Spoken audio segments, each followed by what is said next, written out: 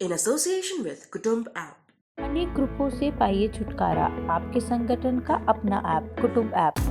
फटाक 30 सेकंड में पूरी खबर डाउनलोड करें ताकि आप।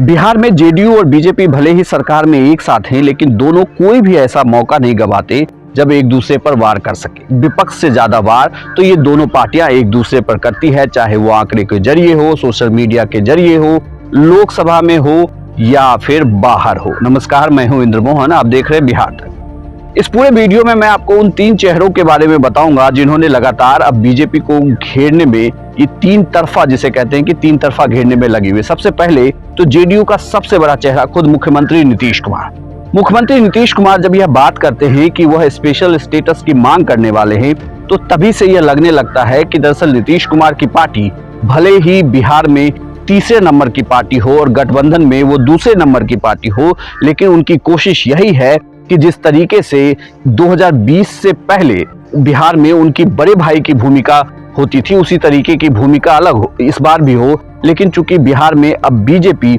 सबसे बड़ी पार्टी है, इसलिए इस दबाव को हटाने के लिए वो बार बार ऐसे मुद्दे को सामने लाते हैं जिससे वह बीजेपी पर दबाव बना सके। वहीं कई सारे मुद्दों पर या कई सारे ऐसी बातें जो केंद्र सरकार की नीतियों पर, वह केंद्र सरकार के तो साथ होते हैं, लेकिन उन्हीं के पार्टी के प्रवक्ता उनके खिलाफ होते हैं। दूसरे बड़े चेहरे की बात करें तो जेडीयू के राष्ट्रीय अध्यक्ष ललन सिंह, राजीव रंजन सिंह उर्फ ललन सिंह।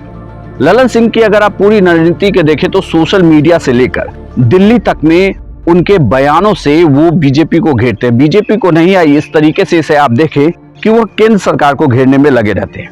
देश के प्रधान बिहार पर दे ध्यान, यह हैशटैग लगातार ट्विटर पे जेडीयू की तरफ से चल रहा है। जेडीयू के अलग अलग नेता इसे रीट्वीट करते हैं। इसमें अलग अलग आंकड़ों के जरिए यह बताया जाता है कि बिहार को विशेष राज्य का दर्जा क्यों मिलना चाहिए, बिहार को विशेष पैकेज की क्यों जरूरत है।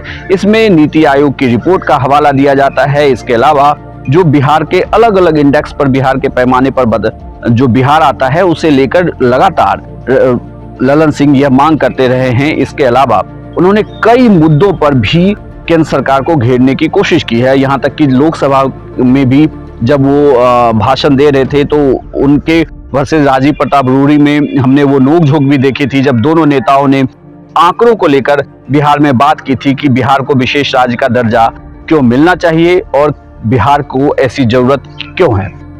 तीसरी अगर बात करें तो सबसे बड़े जेडीयू के चेहरे की, तो वो है उपेंद्र कुशवाहा। उपेंद्र कुशवाहा भले ही महागठबंधन से एनडीए के तरफ आए हों या जेडीयू के तरफ आ गए हों, लेकिन जब से वो जेडीयू के तरफ से आए तब से उनके निशाने पर बीजेपी ही है। मतलब आप इसे ऐसे देख सकते हैं कि उपेंद्र कुशवाहा वो चेहरा है जो यह बार बार बता रहे हैं कि जेडीयू है, वह बीजेपी से अलग है और गठबंधन में उसकी भूमिका पहले की ही तरह है।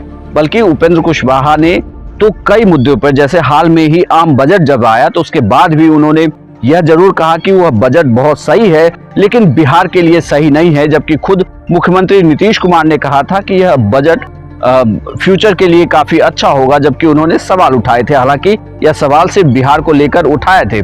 इसके अलावा उन्होंने शायद सम्राट अशोक के मामले पर हुआ विवाद हो, इसे लेकर भी वो लगातार अपनी बात कहते रहे हैं। जेडीयू के ये तीन नेता तीन तरफा लगातार बीजेपी पर प्रेशर डाल रहे हैं। एक तरफ से नीतीश कुमार जहां शांत रहते हैं लेकिन मुद्दों को लेकर अपनी बात लगातार कहते हैं, वहीं ललन सिंह सोशल मीडिया के जरिए या अलग अलग प्लेटफॉर्म पर आकर वो बिहार की बात को उठाने के बहाने बीजेपी पर निशाना साधते हैं या यूं कहे कि केंद्र सरकार से अपनी मांग करते हैं। तो वहीं उपेंद्र कुशवाहा भी लगातार जो है वो बीजेपी पर हमलावर हैं, बल्कि कई फ्रंट पर तो उनकी सीधे मतलब यूं कहे कि चाहे वो सम्राट अशोक का मुद्दा हो, जिस पर बीजेपी के प्रदेश अध्यक्ष संजय जायसवाल से लेकर उनकी सोशल मीडिया से लेकर हर प्लेटफॉर्म पर बयानबाजी जारी है। तो अब यहाँ से देखना होगा कि जो जेडीयू प्रेशर पॉलिटिक्स कर रही है उसका बिहार पर क्या इम्पैक्ट पड़ने वाला है। और जिस तरीके से अब बीजेपी भी जवाब देने लगी है, आंकड़ों के जरिए हो या उनके नेताओं के बयान हो, इससे तो यही लगता है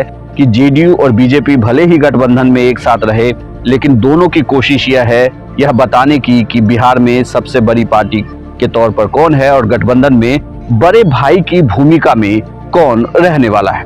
आपको यह जानकारी कैसी लगी हमें कमेंट बॉक्स में लिखकर जरूर बताइएगा। साथ ही आप हमारे चैनल को सब्सक्राइब कर लें। फेसबुक पर देख रहे हैं तो फॉलो करें, ट्विटर पर भी आप हमें फॉलो कर सकते हैं और तक ऐप को भी डाउनलोड कर लें।